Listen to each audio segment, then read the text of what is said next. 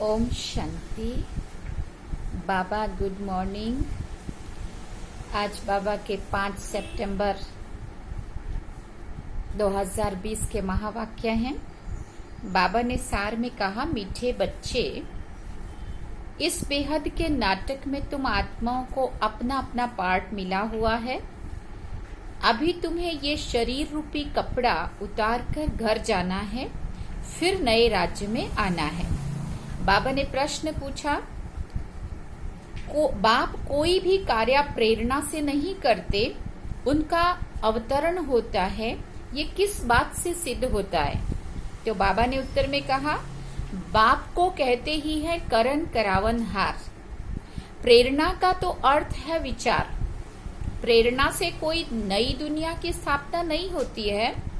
बाप बच्चों से स्थापना कराते हैं। कर्मेंद्रियों बिगड़ तो कुछ भी करा नहीं सकते, इसलिए उन्हें शरीर का आधार लेना पड़ता है।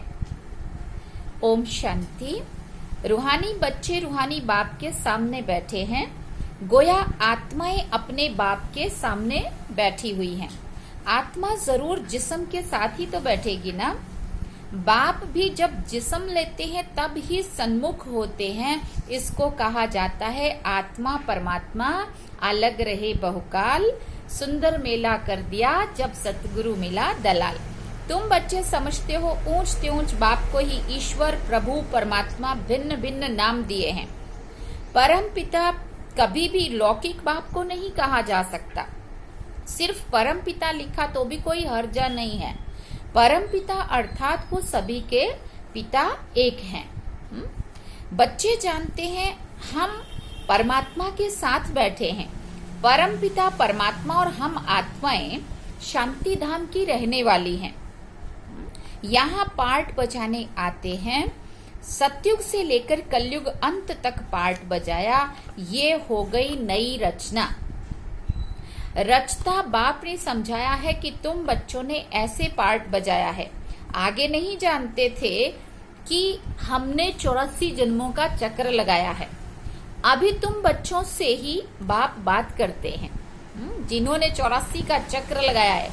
फिर बाबा ने कहा सभी तो 84 जन्म नहीं ले सकते हैं ना। अभी तुम बच्चों से ही बाप बात करते हैं, बाकी लाख। बाबा ने कहा सभी तो 84 जन्म नहीं ले सकते। ये समझाना है कि 84 का चक्र कैसे फिरता है, बाकी लाखों वर्ष की तो बात नहीं है। बच्चे जानते हैं हर 5000 वर्ष के बाद पार्ट बजाने आते हैं। हम पार्टधारी हैं। ऊंच ते ऊंच भगवान का भी विचित्र पार्ट है। ब्रह्मा और विष्णु का विचित्र पार्ट नहीं कहेंगे, दोनों ही 84 का चक्र लगाते हैं। बाकी शंकर का कोई पार्ट इस दुनिया में तो है ही नहीं। त्रिमूर्ति में दिखाते हैं स्थापना, विनाश और पालना। चित्रों पर समझाना होता है। चित्र जो दिखाते हो ना, उस पर समझाना है। संगम युग पर पुरानी दुनिया का विनाश तो होना ही है, डेफिनेट। बाबा ने कहा प्रेरक अक्षर तो, बाबा ने कहा संगम युग पर ही पुरानी दुनिया का विनाश होता है। प्रेरक अक्षर भी रॉन्ग है। जैसे कोई कहते हैं ना, आज हमको बाहर जाने की प्रेरणा नहीं है। प्रेरणा यानी के विचार, है ना। तो बाबा ने कहा प्रेरणा का कोई और अर्थ नहीं है। परमात्मा कोई प्रेरणा से काम नहीं करते हैं, ना प्रेरणा से ज्ञान मिल सकता है। बाप आते हैं इन कर्मेंद्रियों द्वारा पार्ट बजाने। करण करावन हार है ना, कराएंगे तो बच्चों से ही ना। शरीर बिगड़ तो कर ना सके। इन बातों को और कोई भी नहीं जानते। ना ईश्वर बाप को जानते हैं। ऋषि मुनि आदि कहते थे हम ईश्वर को नहीं जानते हैं। ना आत्मा को, ना परमात्मा बाप को, कोई में भी ये ज्ञान है ही नहीं। बाप है मुख्य क्रिएटर, डायरेक्टर। डायरेक्शन देते हैं ना, श्रीमत देते हैं। बच्चों की बुद्धि में तो सर्वव्यापी का ज्ञान है। बाबा ने कहा बच्चों की बुद्धि में तो सर्वव्यापी का ज्ञान है। तुम समझते हो बाबा हमारा बाबा है, वो लोग सर्वव्यापी कह देते हैं तो बाप समझ ही नहीं सकते। तुम समझते हो ये बेहद के बाप की फैमिली है, परिवार है। सर्वव्यापी कहने से फैमिली की खुशबू नहीं आती है। उनको कहा जाता है निराकारी शिव बाबा, निराकारी आत्माओं का बाबा। शरीर है तभी तो आत्मा बोलती है ना कि बाबा। शरीर बिगड़ तो आत्मा बोल ना सके। भक्ति मार्ग में बुलाते हैं, समझते हैं बाबा दुख हरता सुख करता है, सुख मिलता है सुख धाम में। सुख धाम में माना सतयुग में। बाबा ने कहा शांति मिलती है शांति धाम में, यहाँ तो है ही दुख, दुखों की दुनिया में। ये ज्ञान तुमको मिलता है अभी संगम युग पर, पुराने और नए के बीच। बाप आते ही हैं जब नई दुनिया की स्थापना और पुरानी दुनिया का विनाश होना है। पहले हमेशा कहना चाहिए नई दुनिया की स्थापना, पहले पुरानी दुनिया का विनाश कहना रॉन्ग हो जाता है। अभी तुमको बेहद के नाटक की नॉलेज मिलती है। जैसे उस नाटक में एक्टर्स आते हैं तो घर से साधारण कपड़े पहन कर आते, फिर नाटक में आकर कपड़े बदली करते हैं, फिर नाटक पूरा हुआ तो वो कपड़े उतार कर फिर घर चले जाते हैं। यहाँ तुम आत्माओं को घर से अशरीरी आना होता है, यहाँ आकर ये शरीर रूपी कपड़े पहनते हैं। और फिर बाबा ने कहा हर एक को अपना अपना पार्ट मिला हुआ है। ये है बेहद का नाटक। अभी ये बेहद की सारी दुनिया पुरानी है और फिर नई होगी। तो फिर बाबा ने कहा वो बहुत छोटी है, ये एक धर्म है। तुम बच्चों को इस पुरानी दुनिया से निकलकर हद की दुनिया में नई दुनिया में आना है, क्योंकि वहां है एक धर्म। सतयुग में तुम बच्चों को इस पुरानी दुनिया से निकलकर फिर आना है नई दुनिया में, क्योंकि वहां एक धर्म है। अनेक धर्म अनेक मनुष्य होने से बेहद हो जाती है। वहां तो है ही एक धर्म, थोड़े मनुष्य। एक धर्म की स्थापना के लिए आना पड़ता है। तुम बच्चे इस बेहद के नाटक के राज को समझते हो कि ये चक्र कैसे फिरता है। फिर बाबा ने कहा इस समय जो कुछ प्रैक्टिकल में होता है उसका ही फिर भक्ति मार्ग में त्योहार बनते हैं। फिर वो त्योहार मनाते हैं। नंबरवार कौन कौन से त्योहार हैं ये तो तुम बच्चे अभी जानते हो। ऊंचते ऊंच भगवान शिव बाबा की जयंती कहेंगे। फिर बाबा ने कहा वो जब आए तब फिर और त्योहार बने, इसीलिए पहले पहले शिवरात्रि आती है। बाबा ने कहा शिव बाबा पहले पहले आकर गीता सुनाते हैं, अर्थात आदि मध्य अंत का ज्ञान सुनाते हैं, योग सिखाते हैं, साथ साथ उनको पढ़ाते भी हैं। तो पहले पहले बाप आया, शिव जयंती हुई, फिर कहेंगे गीता जयंती। आत्माओं को ज्ञान सुनाते हैं तो गीता जयंती हो गई ना। तो तुम बच्चे विचार कर त्योहारों को नंबरवार लिखो। इन बातों को समझेंगे भी अपने धर्म वाले, अपने धर्म के माना जो स्कूल की आत्माएं होंगी। हर एक को अपना धर्म प्यारा लगता है ना, दूसरे धर्म की बात ही नहीं है। भले किसी को दूसरा धर्म प्यारा हो भी, परंतु उसमें आ नहीं सकते। स्वर्ग में और धर्म वाले थोड़ी आ सकते हैं। झाड़ में तो बिल्कुल साफ लिखा हुआ है, जो जो धर्म जिस समय आते हैं उस समय आएंगे। पहले बाप आते हैं, वही आकर के राजयोग सिखाते हैं, तो कहेंगे शिव जयंती, सो फिर गीता जयंती, फिर नारायण जयंती। नारायण जयंती माना श्री कृष्ण जयंती, तो वो हो गया सतयुग। वो भी लिखना पड़े नंबरवार। ये ज्ञान की बातें हैं। शिव जयंती कब हुई वो भी पता नहीं है। ज्ञान सुनाया, जिसको गीता कहा जाता है वो फिर विनाश भी होता है। जगत अम्बा आदि की जयंती का कोई हॉलीडे नहीं है। मनुष्य किसी की भी तिथि तारीख आदि को बिल्कुल नहीं जानते हैं। लक्ष्मी नारायण राम सीता के राज्य को भी नहीं जानते हैं। 2500 वर्ष में जो आए हैं उनको जानते हैं, परंतु उनसे पहले जो आदि सनातन देवी देवता धर्म के थे उनको कितना समय हुआ कुछ भी नहीं जानते हैं। बाबा ने कहा 5000 वर्ष से बड़ा कल्प हो ना सके। आधा तरफ तो ढेर संख्या आ गई, बाकी आधा में इनका राज माना देवी देवताओं का। फिर जास्ती वर्षों का कल्प कैसे हो सकता है? 84 लाख जन्म भी नहीं हो सकते। वो लोग तो समझते हैं कलयुग की आयु लाखों वर्ष है। मनुष्यों को बेचारे अंधियारे में डाल दिया है।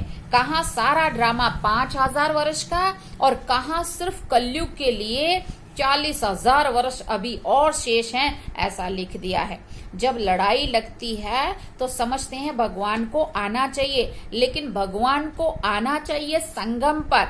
महाभारत लड़ाई तो लगती ही है संगम पर। तो बाप कहते हैं मैं भी कल्प कल्प के संगम युग पर आता हूँ।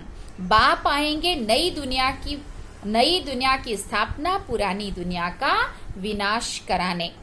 फिर बाबा ने कहा नई दुनिया की स्थापना होगी तो पुरानी दुनिया का विनाश जरूर होगा। इसके लिए ये लड़ाई है। इसमें शंकर के प्रेरणा आदि की कोई बात नहीं है। अंडरस्टूड, पुरानी दुनिया खलास हो जाएगी। मकान आदि तो अर्थक्वेक में सब खलास हो जाएंगे, क्योंकि नई दुनिया चाहिए। दुनिया नई थी जरूर। दिल्ली परिस्तान था, जमुना का कंठा था, लक्ष्मी नारायण का राज्य था। चित्र भी तो है ना, लक्ष्मी नारायण को स्वर्ग का ही कहेंगे ना। तो तुम बच्चों ने साक्षात्कार भी किया है कि कैसे स्वयंवर होता है। ये सब पॉइंट्स बाबा रिवाइज कराते हैं। अच्छा, पॉइंट्स याद नहीं पड़ती है तो बाबा को याद करो। बाबा कहते बाप भूल जाता है तो टीचर को याद करो। टीचर जो सिखलाते हैं वो भी तो जरूर याद आएगा ना।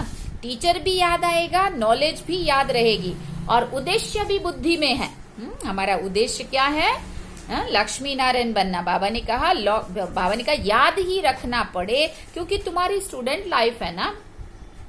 ये भी तुम बच्चे जानते हो, जो हमको पढ़ाते हैं वो हमारा बाप भी है। लौकिक बाप कोई गुम नहीं होता है। लौकिक, पारलौकिक, और ये है फिर पारलौकिक।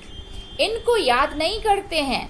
लौकिक बाप से तो वर्षा मिलता है, अंत तक याद रहती है। शरीर छोड़ा फिर दूसरा बाप मिलता है।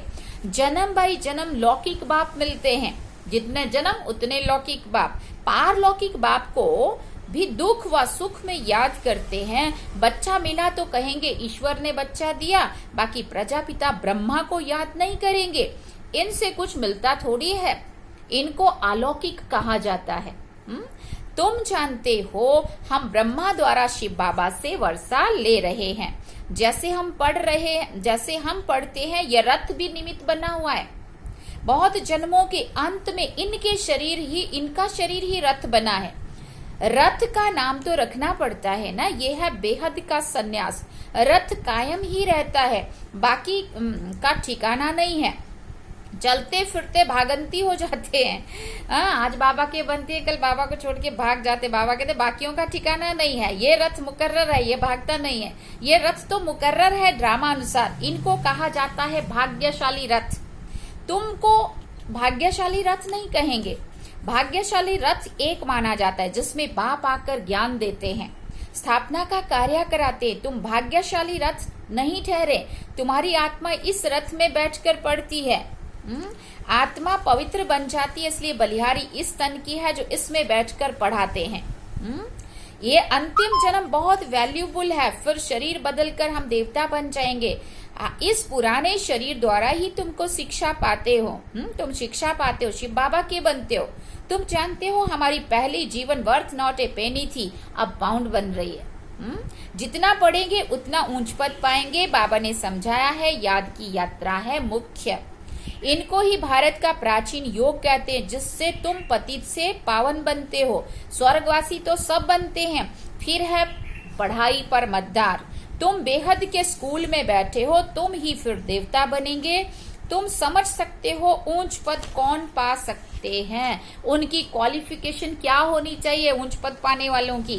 पहले हमारे में भी क्वालिफिकेशन नहीं थी, आसुरी मत पर थे।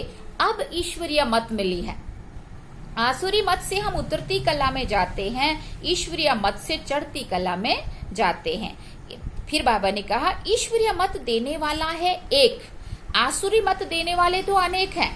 माँ बाप, भाई बहन, टीचर, गुरु, कितनों की मत मिलती है। अभी तुमको एक की मत मिलती है जो 21 जन्मों तक काम आती है। तो ऐसे श्रीमत पर चलना चाहिए ना।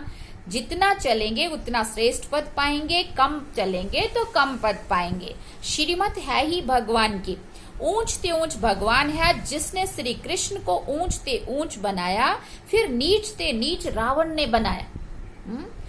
बाबा ने कहा बाप गोरा बनाते हैं, रावण फिर सांवरा बनाते हैं। बाप वर्षा देते हैं, वो है ही वाइसलेस, देवताओं की महिमा गाते हैं, सर्वगुण संपन्न, 16 कला संपूर्ण डैश डैश। सन्यासियों को संपूर्ण निर्विकारी नहीं कहेंगे। सतयुग में आत्मा और शरीर दोनों पवित्र रहते हैं। देवताओं को सब जानते हैं, वो संपूर्ण निर्विकारी होने के कारण संपूर्ण विश्व के मालिक बनते हैं। अभी नहीं है, फिर तुम बनते हो। बाप भी संगम युग पर ही आते हैं, ब्रह्मा के द्वारा ब्राह्मण। ब्रह्मा के बच्चे तो तुम सब ठहरे, वो है ग्रेट ग्रेट ग्रैंडफादर। बोलो प्रजापिता ब्रह्मा का नाम नहीं सुना है क्या? परम पिता परमात्मा ब्रह्मा द्वारा सृष्टि रचेंगे ना। ब्राह्मण कुल है, ब्रह्मा मुख वंशावली भाई बहन हो गए। यहाँ राजा रानी की बात नहीं है, ये ब्राह्मण कुल तो संगम का थोड़ा समय चलता है। राजाई ना पांडवों की है ना कौरवों की। अच्छा, मीठे मीठे सिकिल दे बच्चों प्रति माता पिता बाप दादा का याद प्यार और गुड मॉर्निंग। रूहानी बाप की रूहानी बच्चों को नमस्ते। हम रूहानी बच्चों की रूहानी माता पिता बाप दादा को दिलवा चांद सिकवा प्रेम से याद प्यार, गुड मॉर्निंग, नमस्ते, थैंक्स बाबा जी। अब धारणा के लिए मुख्य सार है। पहला पॉइंट, 21 जन्म श्रेष्ठ पद का अधिकारी बनने के लिए सब आसुरी मतों को छोड़ एक ईश्वरीय मत पर चलना है, संपूर्ण वाइसलेस बनना है। दूसरा पॉइंट, इस पुराने शरीर में बैठ बाप की शिक्षाओं को धारण कर देवता बनना है। यह है बहुत वैल्यूबल जीवन, इसमें वर्थ पाउंड बनना है। वरदान में बाबा ने कहा सर्व संबंधों के सहयोग की अनुभूति द्वारा निरंतर योगी सहज योगी भव। हर समय बाप के भिन्न भिन्न संबंधों का सहयोग लेना अर्थात अनुभव करना ही सहज योग है।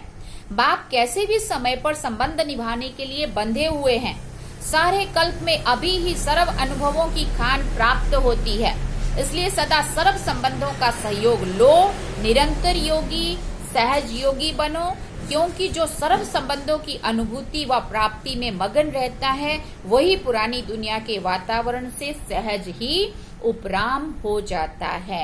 स्लोगन में बाबा ने कहा सर्व शक्तियों से संपन्न रहना यही ब्राह्मण स्वरूप की विशेषता है। सर्व शक्तियों से संपन्न रहना यही ब्राह्मण स्वरूप की विशेषता है। अच्छा, ओम शांति शांति शांति।